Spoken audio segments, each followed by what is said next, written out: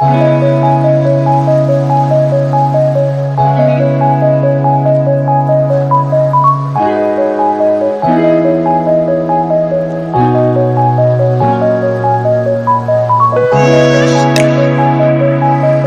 Everyone, this is doctor Neelam Avtar Singh, homeopathy consultant. आज हम एक डिप्रेशन के केस की बात करेंगे।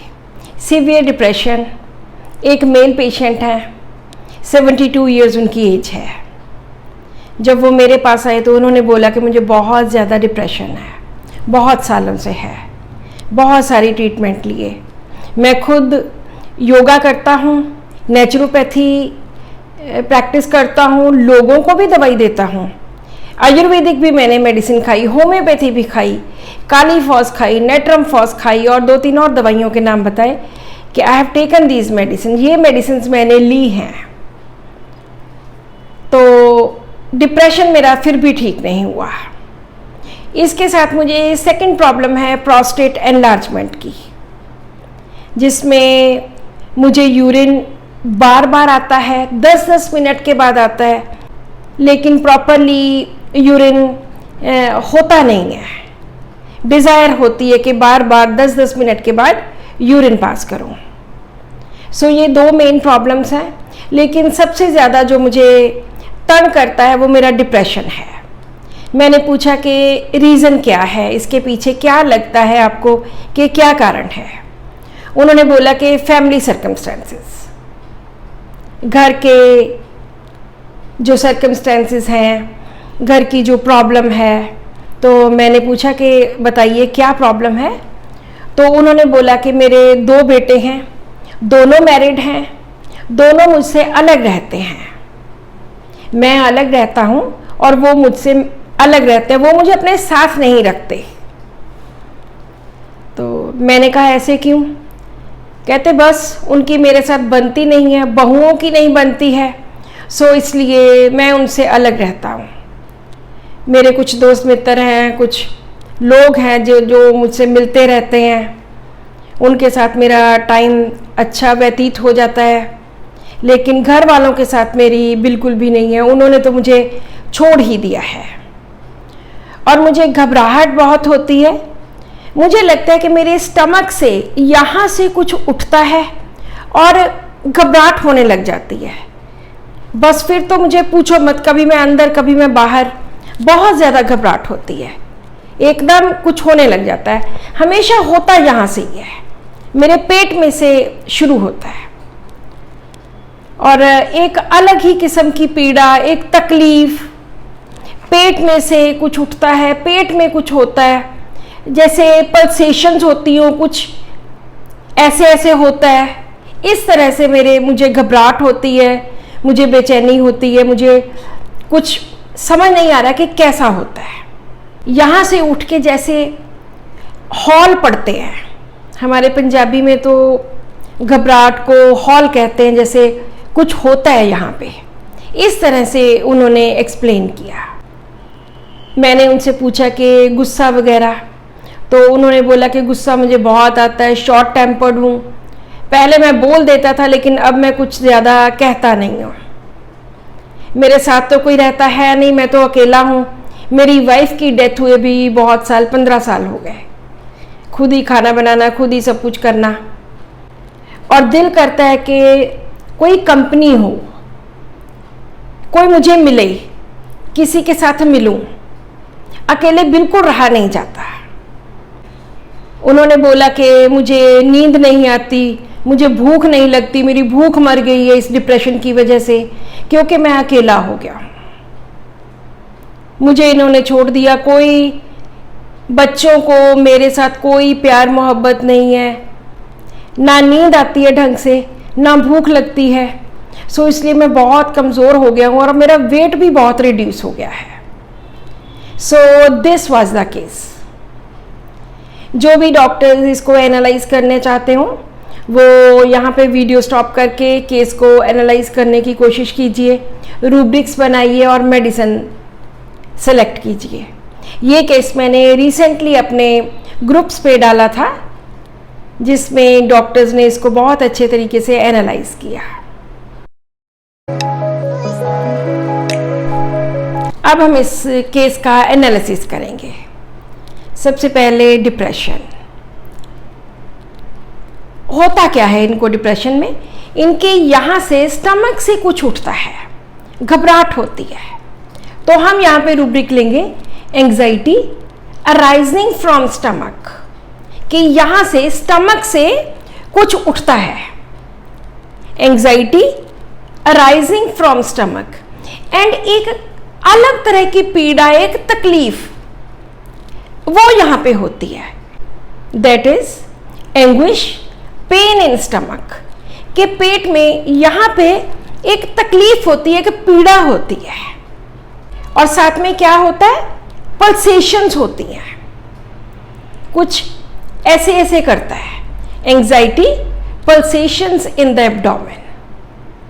ये तीनों के तीनों रूब्रिक्स, दो एंग्जाइटी के अंडर और एक एंग्विश के अंडर है। नेक्स्ट हम रूब्रिक लेंगे फोरसेकन फीलिंग, कि मेरे बच्चों ने मुझे छोड़ दिया है। फोरसेकन, डिजर्टेड फीलिंग, छोड़ दिया, त्याग दिया।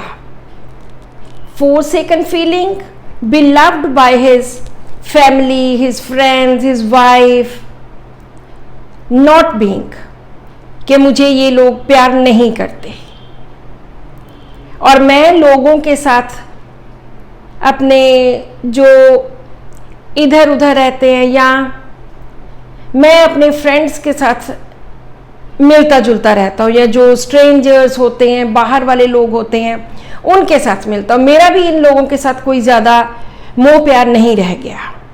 तो यहाँ पे सेकेंड रूब्रिक आता है estranged, strangers being kind with but not with his family and entourage, कि अपनी फैमिली को, अपने चौगिरदे को, अपने नोन लोगों को प्यार नहीं करना, उनके साथ कोई भी प्यार मोहब्बत नहीं है, लेकिन जो स्ट्रेंजर्स हैं उसके लिए, उसके बाहर वाले लोग हैं, उनके साथ वो बहुत काइंड है, उनके साथ अच्छा व्यवहार है, क्योंकि उन्होंने बोला कि उनकी डॉटर इन लॉ के साथ उनकी नहीं बनती। तो इस तरह से ये दोनों रूब्रिक्स आ जाएंगे, एस्ट्रेंज्ड वाला भी एंड फोरसेकन वाला भी।